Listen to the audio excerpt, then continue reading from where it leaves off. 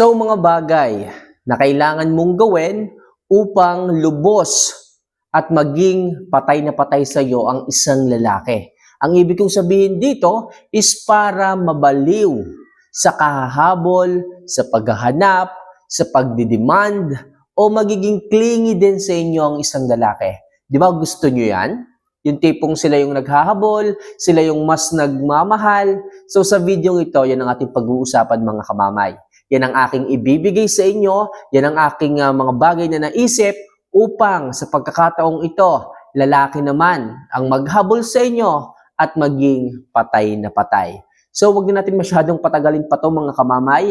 Ano ba yung mga bagay na kailangan mong simulang gawin ngayon upang ang lalaki naman ang maghabol sa iyo? So ito yung number 1 tips na kailangan mong gawin. Sex appeal ang dagdagan mo. Tandaan nyo mga kamamaya, yan ang unang tinitingnan ng isang lalaki. Di ba pag first time nyong magkikita, first time nyong mag-meet up, pag nakita kanyang sexy ka, di ba excited na excited yung lalaki? Gustong gusto ka nung lalaki? Ganyan po ang unang hinahanap ng maraming kalalakihan. Take note, marami pero hindi lahat. Okay? Kung gusto mo na maging patay na patay sa iyo ang isang lalaki, especially doon sa mga dalaga na wala pang partner sa buhay. Kung kayo man is may kinikilalang lalaki, kung kayo man ay merong nagugustuhang lalaki, tandaan nyo, kung gusto ninyo na maging patay na patay ang mga yan sa inyo, ngayon pa lang, galawan mo. Okay? Magsakripisyo ka, mag-workout ka, mag-exercise ka. Kasi may mga babae tayo dyan, may mga kamamay tayo dyan, na nung pinanganak na, tabain na talaga. So taas naman ang kamay ng mga tao dyan, o mga babae dyan, na tabain talaga yung katawan.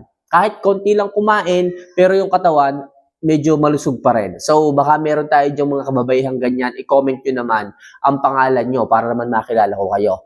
Pero mga kamamay, kahit ganyan pa man ang build ng katawan nyo, sinasabi ko sa inyo na meron pa rin pag-asa.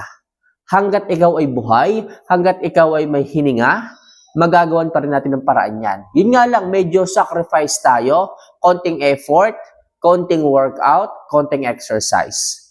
Siyempre, bawas na rin sa kain. Baka mamaya, mahilig ka nga mag-workout, ang lakas mo naman kumain. E di mahihirapan tayong i-shape ang katawan mo sa gusto mong shape ng katawan mo. Okay, so yung number 1 tips mga kamamaya, kung gusto mo na mahumaling, habulin ka at maging patay na patay sa iyo ang isang lalaki, kailangan iangat mo ang sex appeal sa sarili mo. So number 2, maging babaeng mataas ang self-confident. Tandaan niyo mga kamamaya, ang isang babaeng walang tiwala sa sarili, kailanman ay hindi ganun napapansin ng mga kalalakihan. Sabihin na nating sexy ka, maganda ka, oo, pwede kang mapansin. Pero mas daig ng isang babaeng may self-confident, yung babaeng mahiyain. Kahit maganda ka, kung ikaw naman ay tatahi-tahimik, kung ikaw naman ay mimiha-miha, lalamya-lamya, mas dadaigin ka pa ng mga babaeng may tiwala sa kanilang sarili. Yung babaeng kayang dalhin ang kanilang sarili. Di ba? Di ba yung mga babaeng malalandi? Ang gagaling ng boka ng mga yan. Di ba? Kaya nga yung iba, nakakaroon ng mga kabit-kabit na ganyan. Kasi nga, mataas ang self-confidence nung babaeng yon. Magaling siyang magboka, magaling siyang makipag-usap, magaling siyang manlandi. Pero ikaw na maganda, hindi mo yung kayang gawin. Mahiyain ka. Wala kang tiwala sa sarili mo. Hindi mo kayang dalhin yung isang ikaw. Di ba? Kaya nga nagkakaroon ng temptasyon. Kasi nga, masyado at sumobra naman yung self-esteem ng isang babae. Kaya kung ako sa inyo mga kamamaya, tama lang. Okay? Tama lang yung tiwala nyo sa inyong sarili. Kailangan, pag naglalakad kayo, maganda ang inyong postura. Okay? Maganda ang katawan mo, kubado ka mong maglakad, wala din. Kaya kung ako sa inyo mga kamamaya, kung kinakailangan na taasan ang inyong self-esteem, taasan ang inyong tiwala sa sarili, bakit hindi nyo gawin? Kung ang inyong mga partner ay hindi masyadong nagpo-focus sa inyo, okay, hindi masyadong nagbibigay ng attention sa inyo, yung tiwala nyo sa sarili mga kamamay, yan ang magbibigay ng pansin para sa kanya. Kaya ngayon pa lang mga kabamay, kung gusto mong maging patay na patay sa iyo ang isang lalaki, itaas mo ang iyong kumpiyansa sa sarili. Huwag kang matakot na ipakita ang isang ikaw. Huwag kang matakot na ipakita ang totoong ikaw sa ibang tao. So yun yung isang tips pa rin para sa ganon, maraming mahumaling sa iyo, maging patay na patay ang isang lalaki sa iyo, itaas mo ang iyong tiwala sa iyong sarili. So number 3, huwag mong ipakita na madali kang makuha. Bilang babae mga kamamay, kung gusto mo na ma-filterize ang isang seryosong lalaki, huwag mong ipapakita na easy to get ka. Sapagkat kung ikaw ay magiging easy to get, magiging marami ang iyong magiging mga lalaki. Sabihin na natin na bibilang yan ng 5, 10, sapagkat madali kang makuha Sapagkat pag nabola ka lang ng konti, bumibigay ka na. Sapagkat kapag sinabihan kang maganda, sexy, bumibigay ka na. Bilang isang babae, hindi naman dapat na paramihan ng naging partner ang inyong buhay. Kailangan makuha nyo o kailangan mapili ninyo, ma-filterize ninyo yung mga lalaking seryoso at panghabang buhay na relasyon ang kailangan. Okay, baka mamaya madisgrasya ka pa dyan. Sa kakasagot mo ng mga lalaking dumadaan sa buhay mo na hindi mo nga pinipili, mapili mo pa ay bungi. What I mean sa bungi, walang kakayahan para panindigan ka.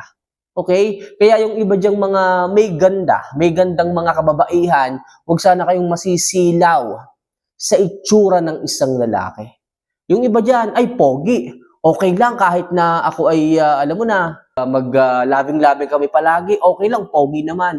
Pero, nung kayo ay mabuntis, iniwanan lang kayo. Kasi nga, loving-loving lang ang habol sa inyo, ang hanap sa inyo.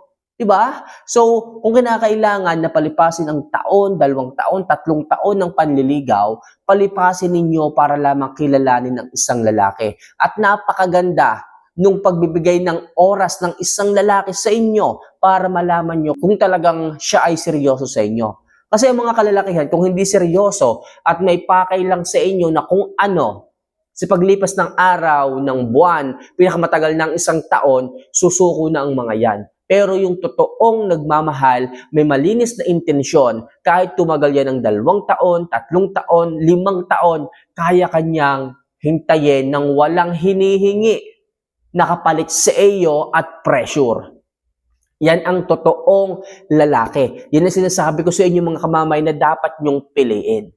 Pero yung mga gwapo lang, okay nako, tagilid tayo dyan mga kamamay. Kailangan wag nyong ipakitang easy to get kayo. Kahit gusto nyo pa yung lalaki, hindi yun permiso para magpakita ka sa kanya ng motibo. Kailangan mga kamamay, bonus na lang ang itsura sa panahon ngayon. Ang unahin nyo ay ang ugali, yung sinseridad, yung pakay niya sa iyo, kung ano nga ba ang pakay niya sa iyo. Kaya mga kamamaya, huwag niyong ipapakita na easy to get kayo. Parang isang lalaki ay araw-araw nag-e-effort, araw-araw na magiging patay sa inyo. So next, higit na mag-focus sa inyong sarili at huwag sa lalaki. Okay? Tandaan nyo mga kamamaya, hindi kesyo nagka-partner kayo, nagka-jowa kayo, sa lahat na ng oras, siya yung hinahanap ninyo. Kakausap nyo pa lang kanina, gusto mo tawagan ulit siya. Nagka-chat na kayo kanina, gusto mo i-chat na naman siya. Huwag kang mag-focus masyado sa isang lalaki.